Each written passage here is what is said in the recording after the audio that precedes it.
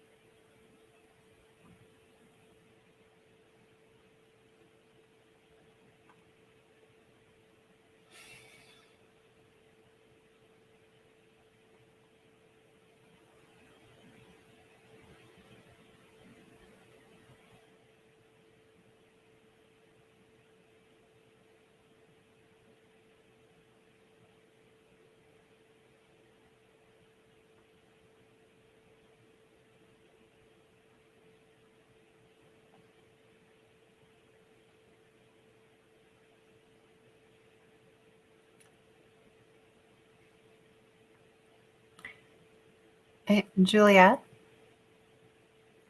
I did not put in the update that I sent you the AC rep site selector because I didn't know how you would feel about that. Would you like me to comment on that, or would you prefer I not?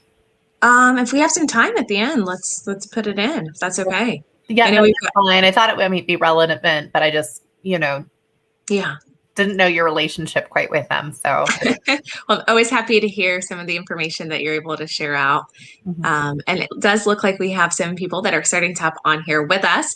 Now, today's broadcast, of course, is Monday. We get to start off every week with our mayor to give us updates, not only around COVID and the resources, numbers, or any changes that are relevant to that topic, but of course, what's going on in our city, our community. So things that they're hearing at City Hall, specifically in council chambers, any projects that are taking place, and resources that are out there for our community. And so before we get started, you know that I like to touch over some of our key kind of housekeeping items. If you are a first-time attendee on here, then I hope that you continue to tune in into our future broadcasts. You can make it a point to do so by hitting the like button on our page and also hitting the follow. I know a lot of you have started to do that, and hopefully you're starting to get those alerts as we're posting that content right in real time. And for those of you that are returning back with us, continue to hit that share button so others in your network can see that we're live, can also tune in or maybe watch it as a replay in the future. Now, the videos are available to you at any point in time to rewatch, rewind. They're dating all the way back to March of last year, so about a year and a half worth of videos that you can find here on our Facebook page, on our YouTube channel, Westminster Chamber of Commerce, which really segues us into all of our social media platforms. So if you are a Facebook savvy, of course, we're on here. If you're YouTube savvy, we're there. We're also on LinkedIn, Westminster Chamber of Commerce, on Twitter and Instagram at Westy Chamber, where you can engage with us, interact. The information that we post out on different feeds is different. It's designed to be like that because it's information that we're trying to give you in small sound bites as opposed to all at once, where you kind of get over communicated to and don't pick up some of that key information. Of course, you can also find more information at our website directly. That's westminsterchamber.biz. And for those of you that do not know me already, I am Juliet Abdel, President and CEO of the Westminster Chamber of Commerce. On Mondays, we have our Mayor Anita Seitz, with us to give us updates. And along the way, as Mayor Seitz is commenting, if you have a question that comes to mind, or maybe a comment that you want to make on any of the information she's sharing, you can always type that into the chat section. If she doesn't touch on a topic that you were really hoping for, you were ready to hear about something that you saw in the news, you heard on Nextdoor, or you read about somewhere, somehow, you can always ask us that question, and we'll try and address that as best as we can. Now, of course, if there's a question that's asked and we don't have the information on it, we will come back to you with that information, as things are always constantly changing. But know that this is a very engaging type of platform that we have. So your comments will be pulled onto the screen, similar to how Parker Brown has already shared with us a nice good morning remark. Your name will display, of course, your profile card as well, and then that message our way. So Parker, thanks for tuning in. And Emilio, good morning to you, and thanks for hopping onto our broadcast with us and being a part of this since the very onset. So Mayor Seitz, I know that we started this broadcast a little bit early, so I can allow for us to cover a number of items that you have on your radar. And with that, I will go ahead and mute myself so you don't hear any additional kind of noise that might be around this area, because my own speaker, I know I hear some issues. So I want to make sure sure that doesn't translate across, but I'll be trying to keep up with your comments and everything and get those out to the folks that are tuned in. Well, I would not worry too much, Julia. You sound crystal clear on my end. So good morning, everyone. Thank you again for having me and letting me share what's going on in the city. I'm Mayor Anita Seitz. Wanted to start today by just giving an update on last week. We had quite a lot going on in the city.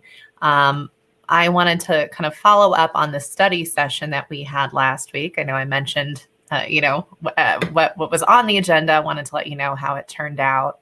The first thing that we had was an update from our city manager on the status of the Fraternal Order of Police's request for collective bargaining.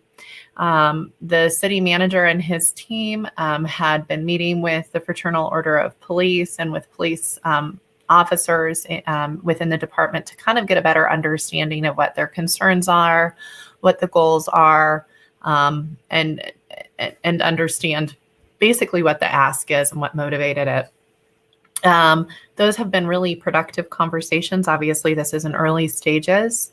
So the city manager came on last Monday and reminded us of the process that we took with our firefighters prior to going to a question to the voters as to whether or not we should craft an ordinance, and kind of went through that iterative and collaborative process that has resulted in a very positive relationship with management, the firefighters, and has good results for the city as a whole, and asked us to allow him to continue this similar conversations with the police department. So tonight there will be, we wanted to make sure that City Council was active, that our police officers knew that we want this to be explored. So there will be a resolution directing our city manager to continue those conversations on the agenda tonight. We also had a report from the firm that we have contracted with to help us improve our employee appraisal process. And so that was a wonderful report. The company will be here August 8th for an in-person report as well. One of the things they were floating was to not have a 360 evaluation this year for our contract employees, for City Council not to receive that data. I believe I was the only voice, but there might have been some agreement in the room that I'm a little uncomfortable with that suggestion, but we'll discuss that more and get a better idea of what the process will look like going forward at her next presentation. Then we got a presentation of the results of the ballot measures, the feasibility study survey, trying to see where our residents were at with some of the measures we were considering. So Newbridge Strategy conducted a mixed mode survey. It was only 441 residents throughout Westminster, but they were weighted to make it to help significantly validate it. So there was a credibility interval of about a little more than 4.5%. So that was done. The dates that it was done was June 9th through the 15th. The way they got survey results was a mix of different ways. They did an invitation for an online survey, and they sent that out via email and text. And then they also did online phone interviews. So if you recall, the questions that we were looking at was maybe an open space and park sales tax extension. So extending the sunset and allowing for bonding so that we could, as we're reaching build out, we have less and less potential open space to acquire. And so wanting to be able to secure that when it becomes available, if it's appropriate and serves the public good. 63% of residents in the survey supported that. The next was on the public safety proposal to increase sales tax. That was a little bit lower level support than we had predicted, with only 55% supporting that. So we're realizing we may need to lay some groundwork for that measure if we were to go forward with it, and just council has not decided one way or another on any of these measures. The next one we looked at was marijuana legalization and additional taxation, and they both received positive responses at about 58%. The next item is not a sales tax issue, and we know it will be on the ballot. The city council has already committed to having it on the ballot, but this was in regards to the proposal for wards and districts. And when it was just put up, the question kind of directly, there was only 33% support. But with some clarifying language explaining what wards and districts are and what this study would accomplish, that support doubled to 66%. So we recognize there's going to be a little bit of an asymmetry of information.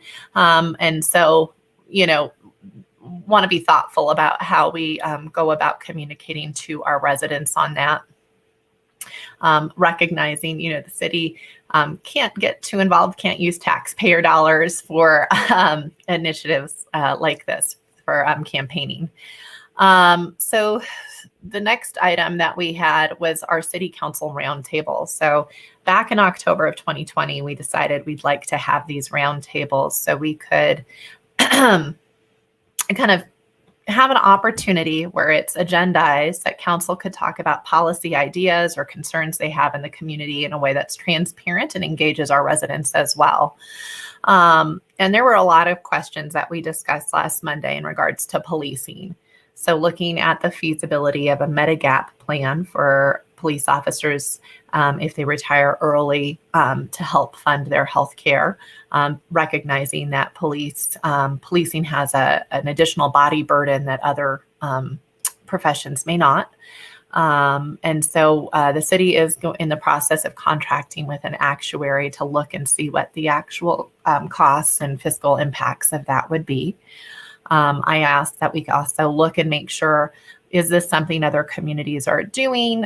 Is this something our police officers are saying they want? Just making sure that we're not presuming solutions before we understand problems, but looking at it very keenly to figure out if this is something that we should consider going forward. We had conversations on ways to attract and retain officers in the national climate, and with some of the changes that our surrounding communities have taken recently to make sure we're still competitive. And then we looked at ways to address crime in the community and how do we best address dollars and cents in the police department's budget. So those were good conversations, and I appreciate my colleagues bringing them up. One of our colleagues brought up an unintended impact on our sign code update. As I think this group in particular, who was you were so involved in our sign code update, knows one of the things governing sign regulations now for municipalities was a Supreme Court ruling, with the Gilbert ruling, which basically said any regulations have to be content neutral. An impact of this is you can't have a special rules pertaining just to political signs. And so those little temporary yard signs that you see in people's yards promoting which candidate or issue they care about could have different regulations than were intended. So as it stands right now, it would have been any 2 square foot sign would need a permit, which was not really what anyone intended. And so we are going to have a cleanup for that. Additionally, we discussed having just a charter cleanup, making sure that our charter language, particularly how it governs elections, is in compliance with federal and state law. And I believe we'll have that on the ballot in November. We'll get a chance as a council to look over everything staff has put together that are just kind of functional needs to clean up the charter. And then finally, we discussed how do we want to have remote meeting participation in a post-emergency declaration situation. And so we're going to be voting on that tonight. But how do we make sure that we're having transparent, participatory government, but also allowing the flexibility if, heaven forbid, we find ourselves in a similar circumstance? So those were the items that we discussed last week. May I just hop in very quickly, if that's okay? Because we have a number of great items, and I know that several people are starting to hop on and kind of off. For those of you that are hopping on, we have Mayor Anita Seitz, who's giving us a great update on a number of things they've discussed just in the last week. I've done my best to catch up with all this information that she has been providing into the comment section of this broadcast. So if you're hopping on now, you can see a lot of those bullet points, some of those added commentaries inside of this chat section. Just want to give a quick shout out to our sitting counselor, Counselor Voles, who's tuned in and given us a quick good morning message to both the mayor and myself. We also have one of our used to be favorite city employees is now just a favorite, one of our favorite residents, and that's Jason Gink, who's hopping on here, and he's just kind of he's actually sharing a question that is almost a little bit biased. So I don't know if that's something you want to answer, but he's asking, on a scale of missingness, because this exists, this is out there, how much do you miss the former PRL director? So I've been looking at that question and deciding, do I want to answer with sincerity or with snark? And I haven't quite decided where to land. But of course, I was just at an event, and someone came up to me. I was at the Legacy Foundation event, and I think I spoke about it last week. And so this woman who's a teacher at the academy talked to me about what a pleasure it was to work with the city of Westminster, and how basically they took this kernel of an idea, saw the public value opportunity in that kernel of an idea, and made it happen. And there will be now a student-run community garden at Metzger Farms with like this wonderful entrepreneurial angle connected to it. And the person she credited with not just talking about what a great idea it is, but implementing was Jason Gink. So on a scale of missingness, it's off the scale. It's charts. But what I'm proud of is he had that ethic throughout his entire department. So I am sure we were still going to get stuff done like that. So anyway, decided to be a little more sappy than snarky. I know, that was super sweet. And you shared it in the right way, right? And as a leader, it's making sure that you leave behind a legacy of people that will continue to still support those innovative practices and bring in these ideas that better our community and better us overall. Yes, Scott, back to business. Okay, I have a couple quick questions. I have a couple of quick questions for you, Mayor, on some of the items that you've shared, if that's okay. I don't want to go too far without getting back to them real fast. And that's one of the things that we had discussed was the FOP. That was in consideration with the CMO officers, and have all been having this discussion around it to understand the ask, what has motivated it. Of course, you also referenced that there will be a resolution the directing city CMO or city manager's office to continue those FRP conversations. How does that look right now? So we've all heard about some recent dynamics going on at the city of Westminster's public police department, essentially, right? So we have our police chief and even the deputy police chief that are kind of in a time off position due to some things that haven't really been shared or anything that's really been discussed. So how are those conversations being had without some of those key leadership positions being there at the table and also providing some of those input or references, or are they providing that and maybe we haven't shared that with folks? Yeah, I mean, so anytime there's a personnel matter or a workplace environment investigation, right, we want the process to play out with integrity, which is why there is a third-party consultant that's been involved. And for council, our policy goal is to have a strong police department, healthy police department, appropriate police department that can protect the community, and has best practices. And so that's our goal. And so that's the goal of the resolution tonight. But, the beauty of the council manager form of government is then once we give that policy direction, we're going to be kept in the loop, but we're not driving that, right? It's inappropriate for us to be meeting to be sidestepping management or to inserting ourselves into this process directly. And so what we're going to do is set this resolution, be clear about what our expectations are, get the feedback, and then negotiate with our management team, or not negotiate, basically direct our management team to make sure proper steps are being taken to deal with those concerns. So we don't know what they are yet. I want to make sure we understand them, and I don't want to give the impression to anyone. I wouldn't want to amplify, basically, I wouldn't want anyone to misread what some of those, breaks right now mean or don't mean. I think we just need to wait and get all of the data. So, Okay. And feedback. So I hope that answers your question, Parker. I know you were asking specifically on that administrative leave. I was kind of referencing a little bit more closer to the FOP conversation and with them not being kind of in the room around that, and how that might still carry forward without some of that senior leadership or in those roles as well. So my understanding is senior leadership were in the conversations with the FOP earlier. Yeah.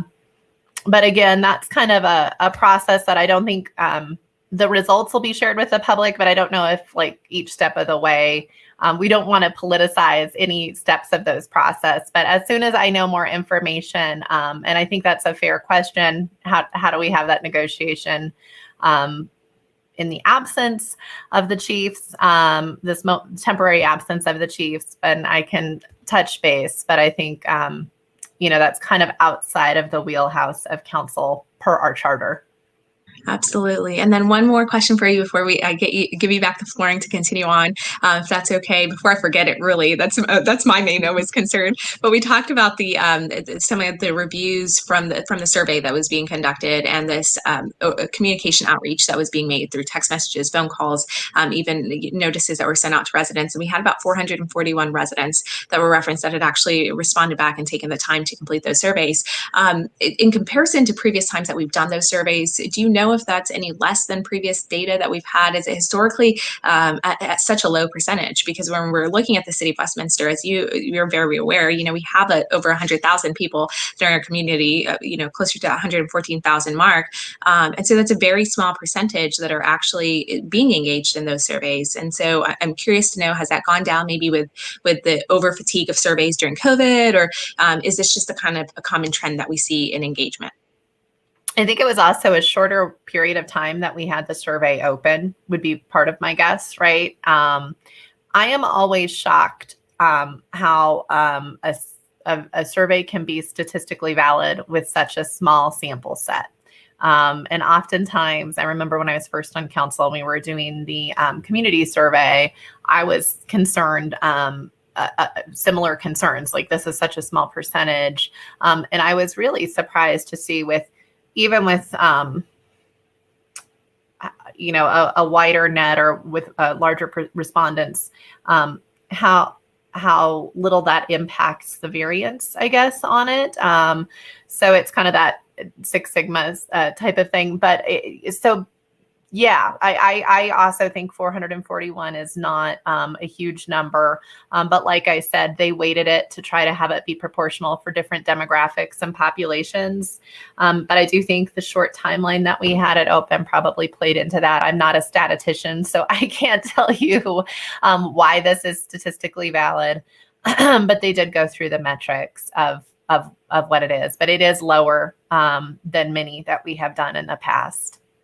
Great to know. Thank you so much for humoring me with those couple questions that I had your way. Questions. And that's the whole thing with surveys, right? Like, it can be really hard because you don't also know what's been going on in the national conversation right at that moment that the survey was asked, right? Like, there's all of these hidden variables. And so, if anyone listened into the council conversation on this topic, there was also frustration, like, oh, couldn't we have phrased the question this way? Like, how much weight did each word that was used contribute to the results? If we would have tweaked it one way or another, would we have possibly had a different result? So they are a tool.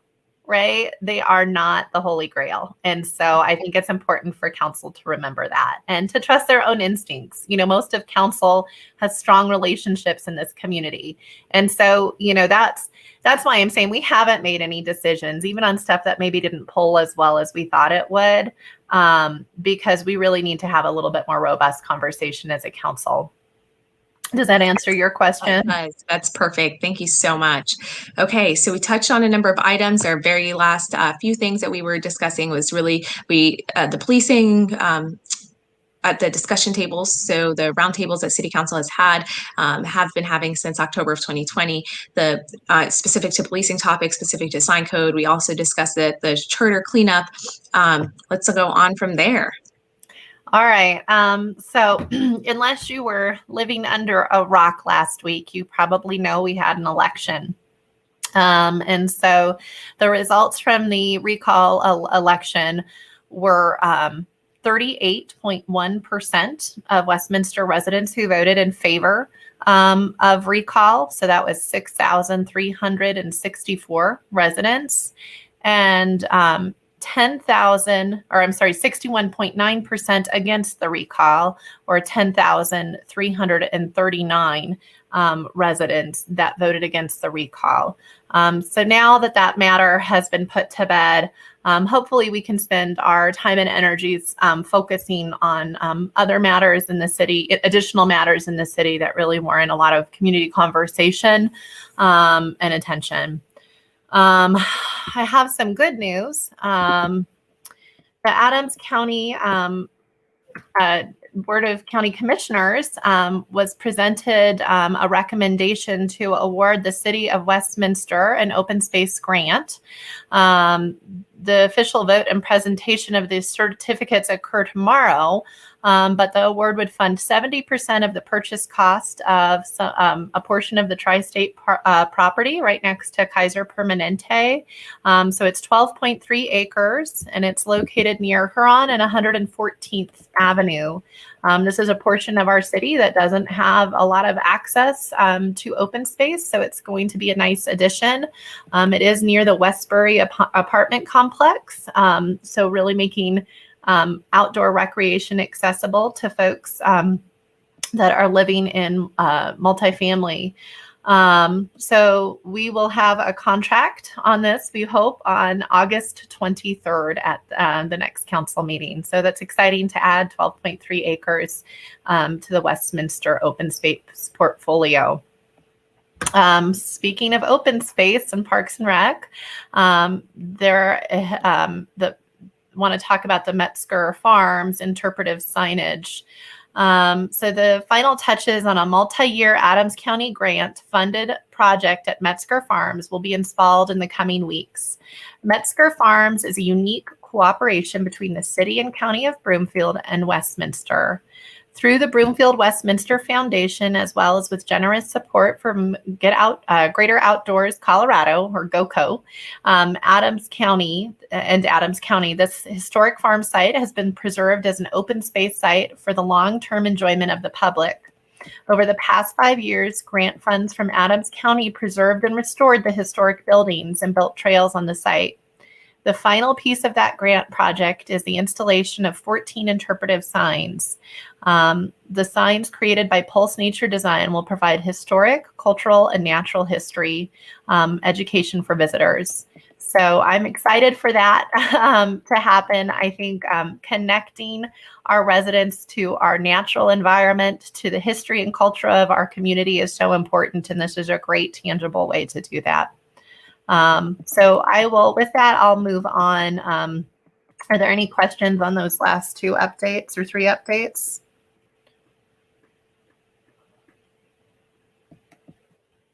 Juliet, you might be muted. Thank you for that. We did have a quick comment from Councillor Bowles in regard to the awarding of the 70% purchase cost of the tri-state property. That is outstanding news to have that additional availability of acreage that's open space near that Huron and 114th space. So no questions that I see of. If we want to continue moving forward past that. Yeah, and I think we're going to run out of time today as we have 2 minutes and I have like 5 pages more worth of content. So I do want to give some COVID updates from the governor's office because I think they're especially this first one is relevant to you folks. The governor's office gave an update on Wednesday, basically letting business owners and employees know there's a way for you to be part of encouraging vaccines within your office. So they're calling it Power the Comeback campaign, which will encourage businesses to do their part by encouraging employees to get vaccinated. There's a whole series of tools that you can look at. I know Juliet was going to include that link in the chat. But it's just such an important part of keeping a strong, thriving economy here in Colorado is to get folks vaccinated. I had a few other updates on COVID, but I think I will share them with you guys next week.